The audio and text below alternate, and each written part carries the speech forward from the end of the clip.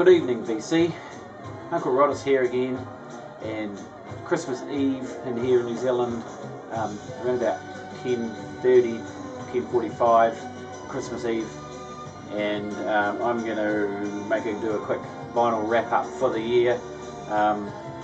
This is my last one due to the fact that A, I've run out of money and I haven't got any more money to buy any vinyl until into the new year, and B, I recently had a birthday and got some nice little pieces of vinyl for that from my partner, and also tonight we opened an early Christmas present each, and I've got another piece of vinyl to show there. So I'll just kick this off briefly with this here, which is playing in the background, and this is a Japanese album, Japanese artist called Cornelius, and this album's out on Matador from 1998. I came across this in my researching of Japanese music off some blogs.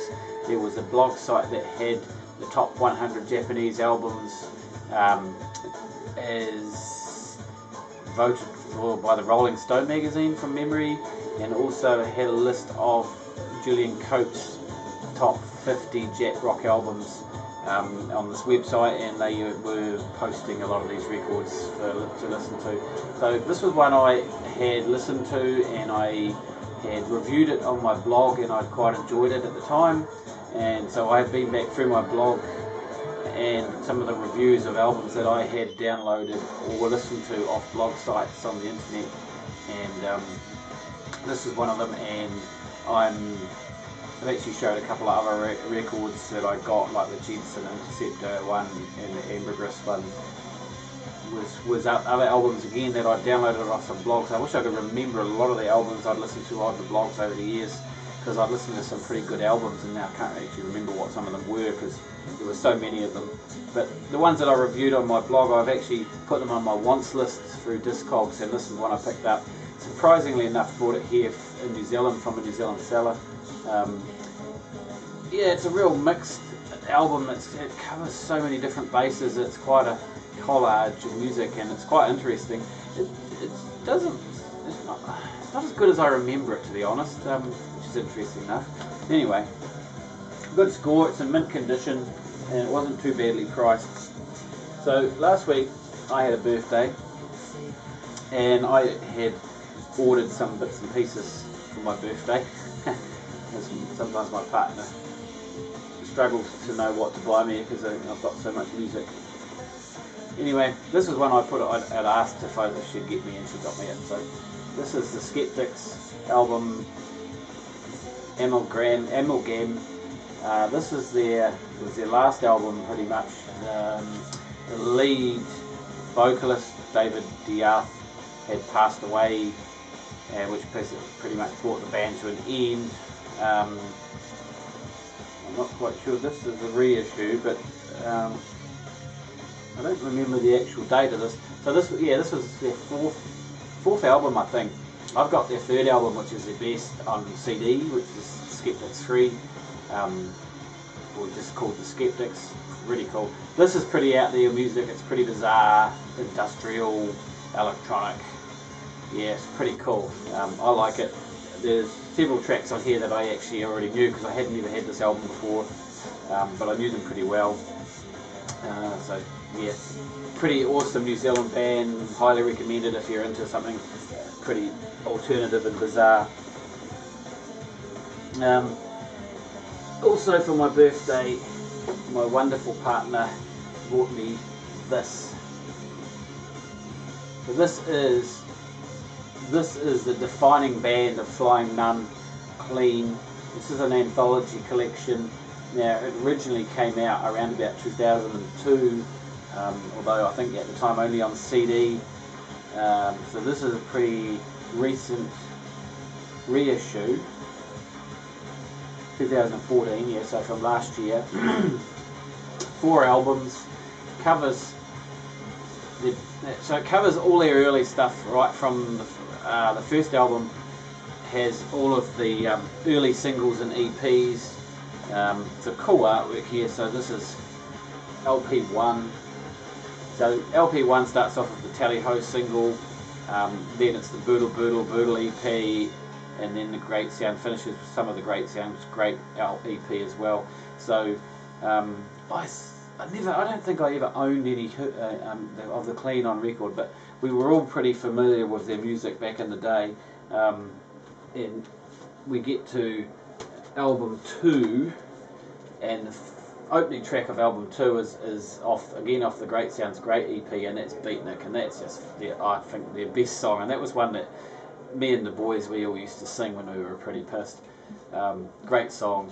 So again, I knew most of the stuff off this, and then again we get into an outtake off that EP, and then the Getting Older single, and then a couple of live tracks, and then a track off the Oddity CD.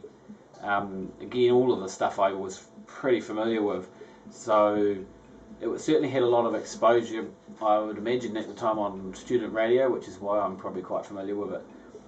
So it's great to actually have that. The band split for the first time in '82 and didn't really do anything for quite a while until they got into about the late 1980s, early 1990s, and then so album 3, which is this one here, that kicks off with 7 tracks from the Vehicle album, which came out in 1989, and then some tracks from their Modern Rock album, which came out in 1994, and then the last one, album 4, some more tracks off the Modern Rock, some outtakes from the Modern Rock album, and the last 7 tracks are off the Unknown Country LP, which was 1996. So pretty much, yeah, a large percentage of their material up until 1996. The stuff from 1989, 1990 through to 96, which is off the albums, because they never put any albums out originally apart from the Oddities collection. That's a lot more polished music, but it still has that Flying Nun clean sound. But like I say, these guys pretty much are the sound of Flying Nun. They define Flying Nun in such a big way. So this is really cool to have this.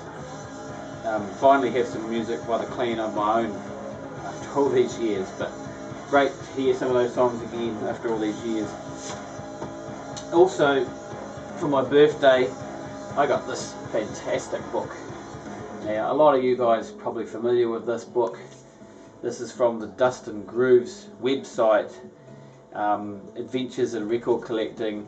So this is a book mainly of photographs of people's record collections, which I've been thumbing through this for the last week, just every day, thumbing through the pictures.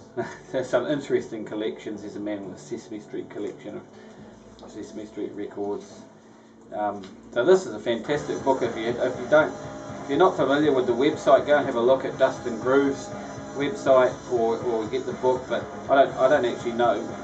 There's a guy who's got a collection of 78, so that's like he's got 15,000 all old jazz and blues. And then in the back of the book, there's interviews with several of the collectors that they've profiled over the years. So yeah, big chunky book, but it's really cool. I'm just stoked to have that.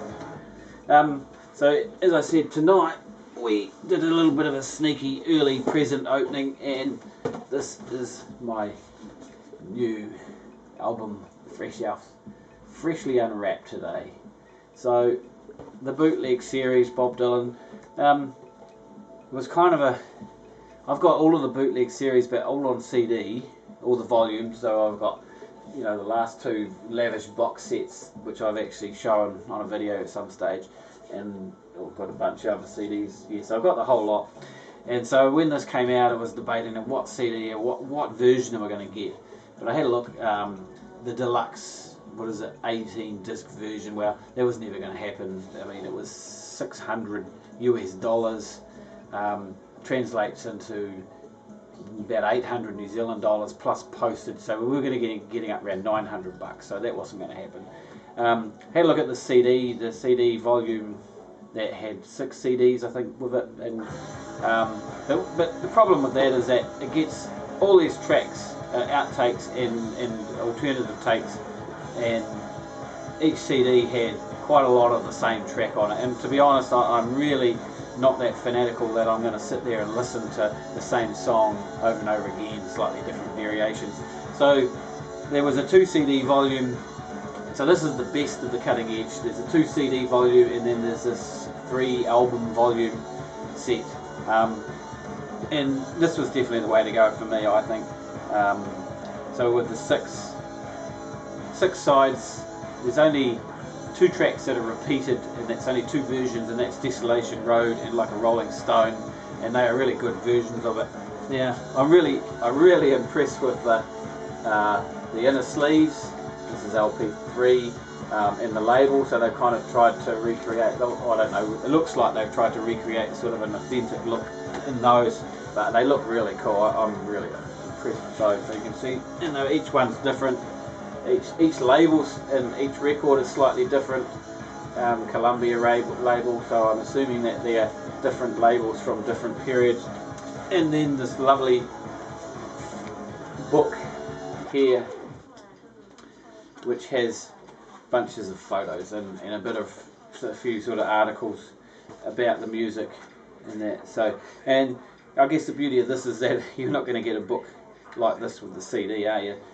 You'll get a book, but you'll get a small book, which is harder to read, especially with my eyesight. So yeah, I'm really stoked about this. So I think it was a good choice to get the vinyl version as opposed to the CD version. You know, I'm not that fanatical that I have to have everything the same. I mean, I would have bought the vinyl in the past if I had a vinyl, if I had a turntable, but at the moment in time I didn't. So, so that's my, well, might not be my best Christmas present because I haven't opened the rest of them yet. That we'll find out tomorrow. But I knew that was coming. I actually had to go online and find it for Lynn so that she could purchase it for me. So I kind of knew it was coming. That's why I decided to open it tonight. So anyway, that's my vinyl wrap up for the year. That will certainly keep me going over Christmas time, listening to that lot. And anyway, I hope you all have a Merry Christmas, and we'll see you all in the new year with your Christmas videos and see what. Hopefully we'll get to see what you all got for Christmas. Okay, thank you.